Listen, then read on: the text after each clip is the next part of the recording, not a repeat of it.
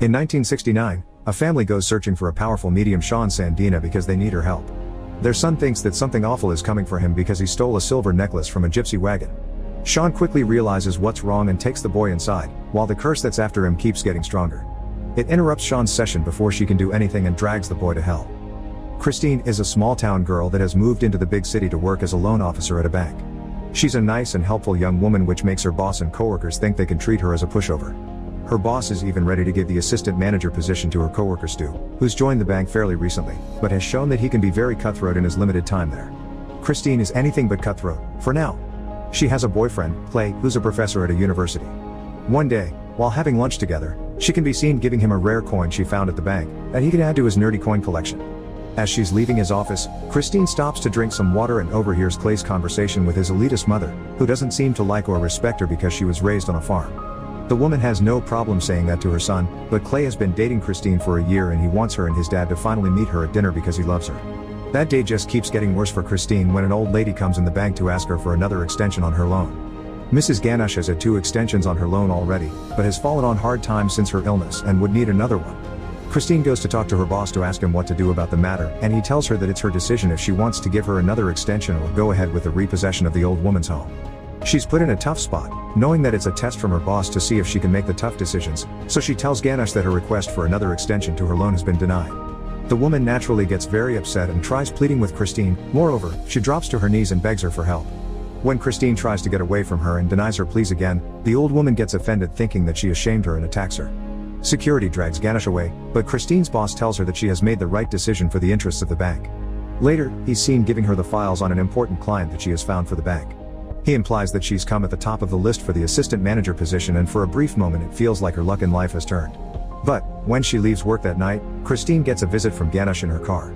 "You shamed me," she says to her, and grabs her hair, whispering curses in her ear.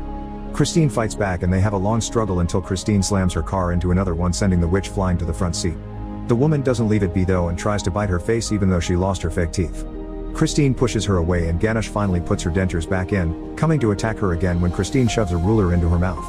She pushes the woman out of the car, which only makes her angrier, so she breaks her window and drags her out of the car. Ganesh rips off a button from Christine's coat, puts a Lamia curse on it, and gives it back to her. She tells Christine that it will be she who comes begging her soon.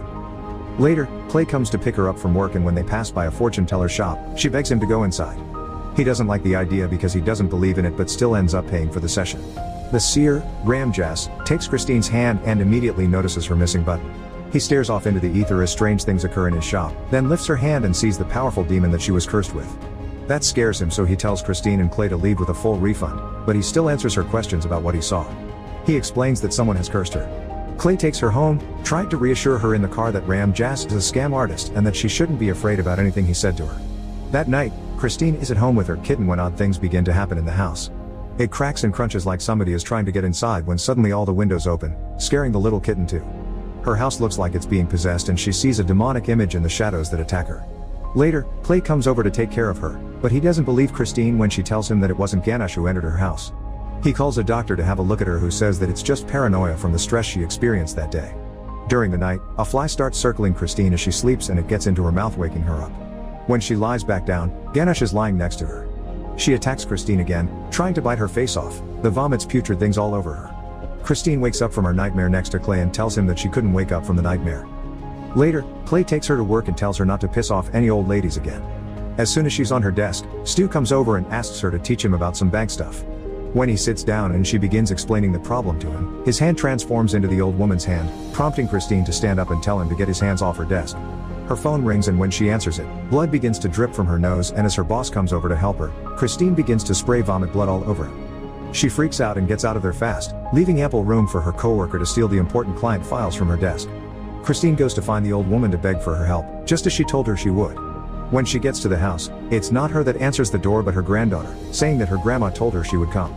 She tells Christine that she's not welcome there, but after her pleas for help, the granddaughter lets her come inside. Christine walks in and the granddaughter shows her where to go to find her when a bunch of people shoves her into the house, laughing. They're actually attending Ganesh's wake, which Christine learns about the hard way, falling on top of the dead woman's body. The table it was on breaks and sends them both falling down, with the body on top of Christine, leaking something nasty into her mouth. When a few men grab the body to take it off Christine, it grabs her hair and rips a piece of it from her head. Ganesh's granddaughter tells her that she deserves everything that is coming to her. Christine goes to see the seer again, who tells her that what plagues her is the Lamia, or the black goat, summoned only to perform the darkest deeds. For the first 3 days, the Lamia appears as a nasty spirit, tormenting its victim, and after that, it comes for the soul of the owner of the accursed object. Christine remembers that object to be the button, making Ramjas step back away from it, and asking what she should do with it. He says that as long as she's the owner of the cursed object, the Lamia will still come to take her to hell. Christine asks how she can get rid of the curse, and the seer tells her that she might try to appease the demon with a sacrifice. She refuses to do something as vile as that, but still takes the book he offers her. Ramjas tells her that when it comes for her, she would be surprised about what she would be willing to do. Later, she looks through the book as her kitten meows at her when she suddenly hears the cracks and crunches of the Lamia in her house once more. The demon's shadow begins appearing stronger than it did before, hunting her throughout her house. Christine goes up the stairs to her room and it follows it there. She locks herself inside and goes to call Clay, but he doesn't pick up. Lamia's hooves can be seen in front of the door and Ganesh's face screams at Christine through her phone screen. Suddenly, Lamia's shadow begins to change into arms and reaches for Christine when she escapes its grasp barely. She tries going out the window, but the demon is there too, scaring the life out of her. It grabs her and spins her across the room, then flings her into an opposing wall. Christine is finally broken. She grabs a knife and calls out to her kitty. She does the thing she never thought she would, crying as she kills the kitten. When she finishes burying it in her yard, Clay shows up and notices the blood on her sweater. He believes her when she says it's tomato juice. Nevertheless, he thinks that they should postpone the dinner with his parents they have that night because of everything that has happened to her lately. Christine insists that they should still go, convinced that her sacrifice has made all of her problems with the demon go away. Christine puts on a nice dress that Clay loves and they go to the dinner happy that it's all worked out. Clay introduces Christine to his parents and his mom instantly starts giving the girl grief, eyeing the cake she's made for them with disgust. The mom still accepts the cake and takes it to the dining room with the others following her there. Their cat Hecuba hisses at Christine, probably sensing what she's done and that she has a demon on her tail. Clay's mom doesn't understand how their sweet cat can react to someone like that. During the dinner, Clay tries to play up Christine's achievements but his mom heckles her regardless. Christine explains at length what she does as a loan officer, but that still doesn't impress the woman. The two of them finally bond when Christine is honest about her family and her mom's problems with alcohol. The mom says that her father was also an alcoholic, but unlike Christine, she never dared to admit it and she respects her for her candor and backbone. As they begin to talk and laugh over the dinner table, they get served a slice from Christine's cake and even the mom is glad to try it now. Suddenly, Christine hears the sounds of the Lamia again somewhere in the vicinity of the door. She asks Clay if he heard something as well, but he hasn't. Christine goes to eat her slice of cake and sees a fly moving inside of it when Ganesh's eye appears in the piece. She stabs it with a fork and it leaks goo and blood all over the plate. Christine still pretends that everything is alright even when the cake sucks up her fork. Then Clay's mom asks her something which she didn't understand and she gives a wrong answer, prompting Clay to correct her. When she finally takes a bite from the cake, she chokes on it, then coughs out a fly, disturbing both parents enough to stop eating her cake. Suddenly, she starts hearing an unbearable noise and banging on the door, so she grabs a glass and throws it at the door, screaming to be left alone. Clay calms her down and she says that she wants to leave, storming out of the dining room. Clay's mom tells him not to follow her because she's a sick girl. That night, she goes to the seer again and rampages through his shop, saying that she did what he told her to do. Ramjas explains that they are dealing with elusive and powerful forces and that there are no guarantees when it comes to dealing with them. He says that she must talk to the demon and dissuade it from taking her soul with the help of someone that he knows. Christine has a hard time believing him, so he reminds her that Lamia will come for her after the third day. He adds that the woman he knows can help her will need to be paid heavily because she would also be putting herself at great risk from the demon. Christine asks how much and he tells her that she will need to pay $10,000 cash, but the next day. The following morning, Christine goes to work to talk to her boss about an advance she would like to get for the assistant manager's position. However, he informs her that the important deal with the client was cancelled and the bank's branch is going to have serious problems because of it. To keep it short, she won't be getting the promotion, but if the position becomes available again then Stu will get it. Christine leaves work and starts grabbing everything from her house that she can sell. As she gets certain items from her shed, Ganesh's spirit attacks her and shoves its fist down her throat. Christine drops an anchor on its head and its eyes splatter all over her face but vanish when the spirit vanishes. Later, Christine pawns her stuff, and the man is only willing to give her $3,800, unwilling to negotiate. She takes the money and is aware they're not enough to solve her problem, eats some ice cream and cries. Clay arrives at her house and tells her that he paid Ramjas for her even though he doesn't believe anything. He says that he knows that she believes it and that he wants to help her however he can because he wants to take care of her. Later, Clay drops her off at the medium's house where the seer is already waiting for her. He introduces her to Sean Sandina, an experienced medium who's dealt with the Lamia before. Sean answers Christine's question about what happened honestly, saying she lost a young boy's soul to the beast. She wants to redeem herself and finally defeat it with Christine's help to summon it. Sean takes Christine and Ramjas to her special spiritualist room. It was built on a location with a particular convergence of energies which allow a doorway between the world to be opened and let others pass into ours. The three of them sit at the table and Meloche, Sean's assistant, brings in a goat to be a part of the session. Sean explains that they have to trap the demon inside the goat when it appears. Christine will have to place her hand upon the animal and then Meloche will kill the goat to take care of the demon as well. They start the session with Sean saying that they all must be receptive. Ram Jas tells Christine that she must invite the dead to co-mingle with her spirit and that when she does, she must believe in it or else it wouldn't work. She keeps repeating after him, "I welcome the dead into my soul." The session progresses as they speak the words and Sean sings until she feels the spirits arrive there. Now that they've opened the doorway, different spirits appear in the room, but still no Lamia. Christine sees them in the room until Sean drives them all away, then says that Lamia is coming. They can see and hear its presence in the room. Suddenly, it possesses Sean's body and tells them so. Ram Jas asks it what it desires, so it tells them that it desires Christine's soul. The girl still denies making the tough decision for the loan, but the seer silences her and talks to the demon asking how they can dissuade it from taking the soul from an insignificant woman. Christine gives it her first attempt to place the medium's hand on the goat, but Lamia laughs at Ram Jas saying no to his pleas. When she reaches for Christine, she finally puts her hand on the goat, transferring the Lamia there and making it extra angry.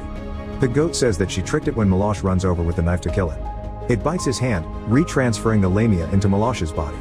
When it goes after Christine, Ram Jas tries to banish it, but it just attacks him and then dances on top of a flaming table. The seer commands it to leave again but gets another beating. Finally, Lamia can go after Christine and it tells her that it doesn't accept her cat as a sacrifice, vomiting it out of its mouth. Ram Jas wakes Sean and she finally banishes the spirit out of Meloche and from the room. Christine thanks her, but the woman has a heart attack and they are forced to call an ambulance. The seer tries to save Sean in the meantime, but she still dies. Later, as her body is being taken away, Ram Jas tells Christine that Sean didn't banish the demon Lamia for good, but just from that session. He tells her that when the night is through, the Lamia will come for the owner of the accursed object. The only thing she can do, something he didn't want to tell her before, is to give the object to someone as a gift. As Clay is her home, she loses the envelope containing the button in a shuffle of documents, but looking through them she thinks she found it. When he drops her off home, Christine tells him to meet her at the station in the morning so they can go on a vacation. During the night she torments herself, wondering who she could give the button as a gift to. At one point, she wants to give it to Stu as well, but when the time comes, she changes her mind. Suddenly, she has an idea and goes to consult with Ram Jas again. Christine asks if she could gift the cursed object to someone that has died, and after a little bit of research, he tells her that she can. She drives to the cemetery and digs up Ganesh's grave, then rips open the wooden casket, revealing the dead body inside. Christine first tries to put the envelope inside the body's hand, but she can't do it, almost like it's still fighting with her. So, she resorts to opening its mouth with a shovel, making the gift official by stating it to the heavens, and shoving the envelope down Ganesh's throat. Once all of that is over, she almost drowns in the grave since it has rainwater pooled inside. Christine manages to pull herself out of there thinking that she solved her problem. The following morning, as she's getting ready to meet Clay at the station, her boss leaves a voice message about Stu.